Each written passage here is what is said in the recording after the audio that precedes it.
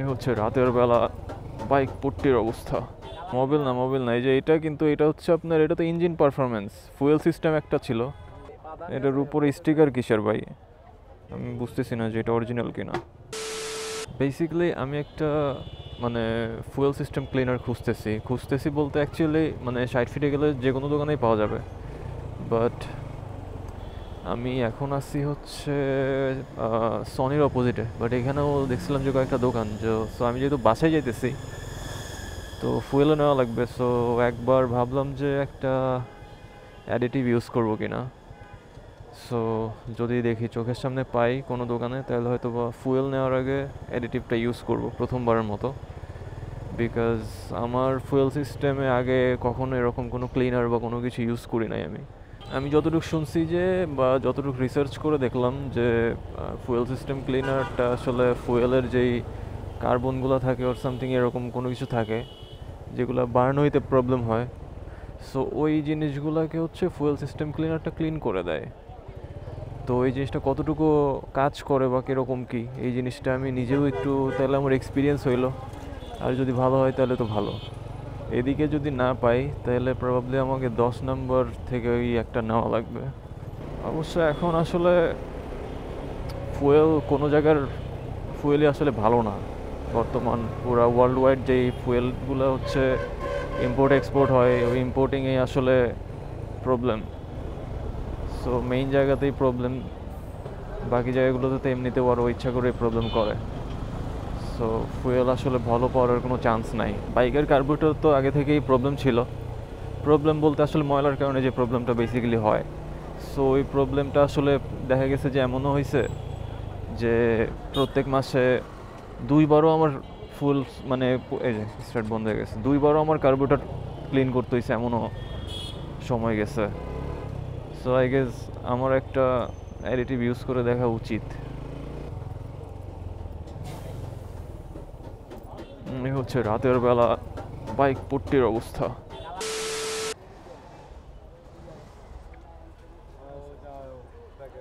Uncle, লিকুইমলি 40 অ্যাডিটিভটা আছে?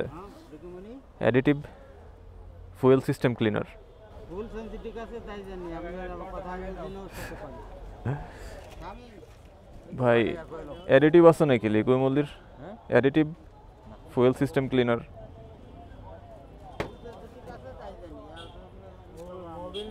Mobil না, এই যে এটা, কিন্তু এটা হচ্ছে আপনার, এটা তো ইঞ্জিন পারফরমেন্স, ফুয়েল সিস্টেম একটা ছিল। হ্যাঁ,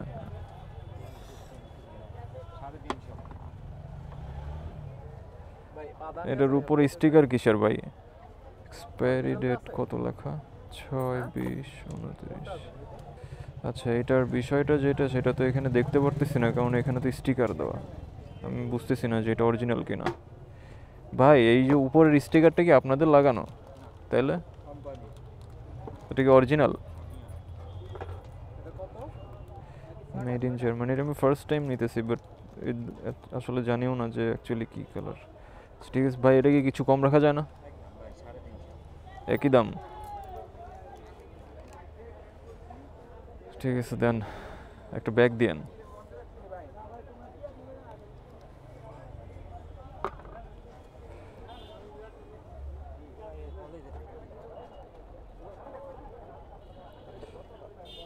এইখানে অ্যাকচুয়ালি একটা ইনস্ট্রাকশন লেখা, রাখেন রাখেন, বুঝছি, বাট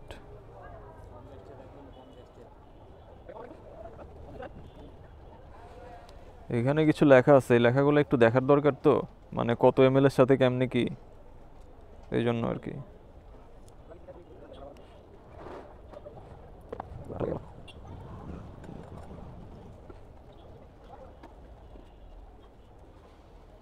উপরের মেন 18 পার্টটাই উঠে নাই।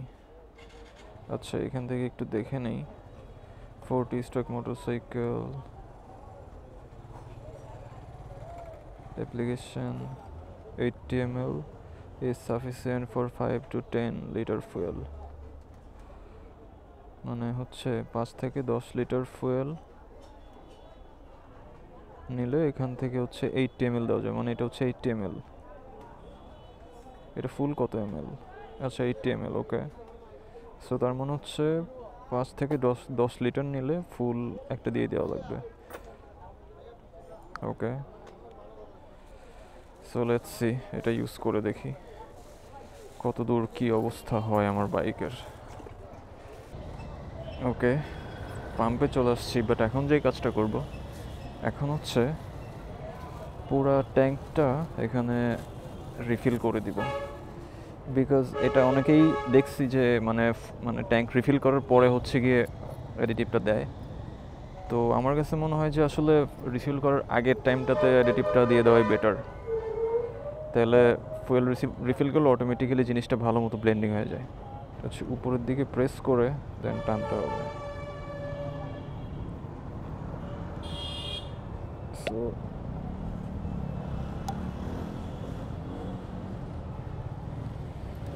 ব্যাপারটা হচ্ছে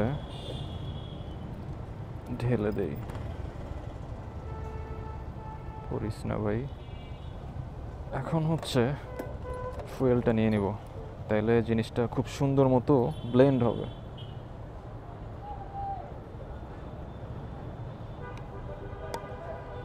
এটা আমি অবশ্যই এখানে ফেলবো না। দেখি এটাতে মানে ফুয়েল সিস্টেমের কোনো ইমপ্রুভমেন্ট হয় কি না। যদি হয় তাহলে অবশ্যই ডেফিনেটলি জানাবো আপনাদেরকে।